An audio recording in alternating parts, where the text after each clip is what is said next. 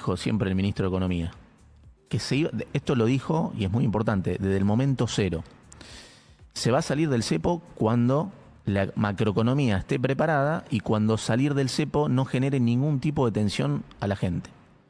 Y eso fue lo que siempre dijo, y bueno, y claramente fue lo que terminó sucediendo, ¿no? Se pudo salir del cepo, no hubo ningún tipo de tensión, el dólar, lejos de subir, se acercó más a lo que es el piso de la banda, y eso claramente no tiene nada que ver, no es nada de casualidad, sino que tiene que ver con una causalidad. Tiene que ver con esto que vos preguntás, con ir preparando la cancha, Claro. con ir haciendo distintas fases, ir cumpliendo distintas secuencias del programa de estabilización y dejar la macro ordenada para poder salir del cepo y no arriesgar nada. Y lo importante de la secuencia, porque justamente Melconian hoy a la mañana decía, no, porque yo ya tenía el mismo plan diagramado, paréntesis, Melco, todos sabemos que lo llamabas todos los días a Toto para pedirle el plan cambiario y monetario. O sea, no te hagas el pelotudo porque acá nos conocemos todos. Dejá de andar repitiendo eso porque no es verdad.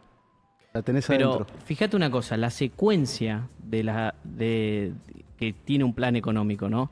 Porque no podíamos hacer esto el día 1 de salir del cepo. Eso hubiese implicado una hiperinflación. Exactamente, porque básicamente el balance del Banco Central, y ahora vamos a explicar bien, estaba muy deteriorado. Era un Banco Central que no tenía reservas, no tenía dólares, y había muchos pesos dando vuelta que no eran demandados. Y era un banco eso. Exactamente, era un banco que estaba totalmente quebrado. Debía, porque los pesos que hay ahí en circulación, los que vos tenés en el bolsillo, es la deuda del Banco Central. Producto de que hubo mucha maquinita para financiar déficit, había mucha emisión y la gente no lo demandaba. Y por el otro lado, no tenía reservas el Banco Central. Entonces, todo eso generaba que para salir del cepo, primero había que cumplir distintas fases, llevar a cabo distintas secuencias y sobre todo arreglar esa hoja de balance del Banco Central. Terminar con la emisión monetaria, terminar con el desequilibrio monetario y dotarlo de reservas, recapitalizarlo. Entonces, como lo que vos preguntabas, la primera fase, ¿cuál fue? Tener superávit fiscal. Nadie pensaba, ningún economista pensaba que se iba a poder bajar 5 puntos de déficit fiscal el primer mes. Y fue lo que se hizo y se sostuvo un superávit fiscal.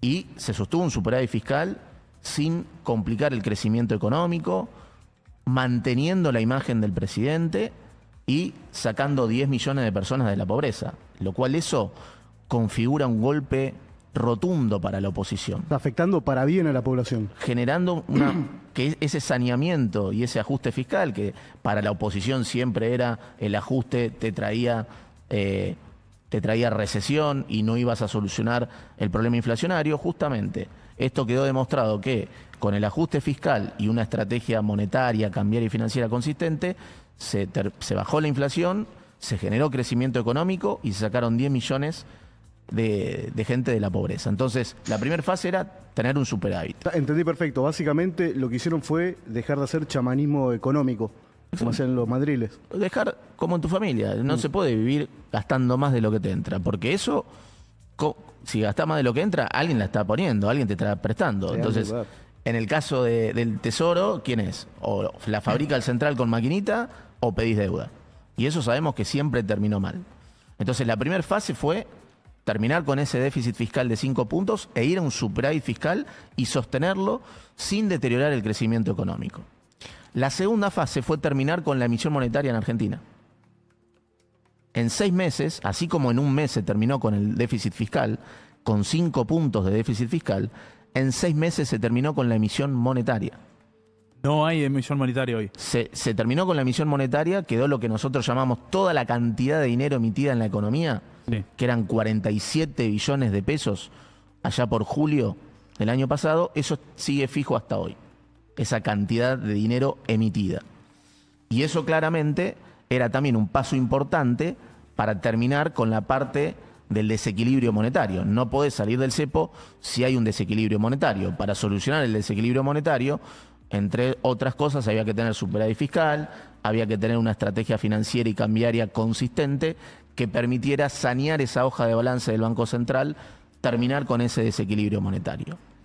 O sea, ¿se acuerdan la bomba del ELIX, del EVAX, LELIX y después pases que dejó Sí. Massa? Bueno, eso es lo que se terminó en junio, julio de 2024. Correcto. Muy bien. ¿Y fase y actual? ahora se viene la fase 3. Claro, entonces queda la fase 3. La fase 3 es entonces recapitalizar al central por el lado de los dólares, de las reservas que no tenía. No porque este programa, el Banco Central compró dólares récord. Sí.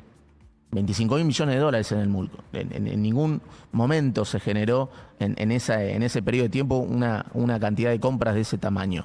Lo que pasa que 15.000 millones de dólares se tuvieron que usar para pagar vencimientos de deuda en moneda extranjera. Entonces, no se pudo recuperar reservas a la velocidad que se requería para salir del cepo en el momento que nosotros queríamos. Ahí es donde entra el fondo. ¿Qué se le dijo al fondo? Este es nuestro programa.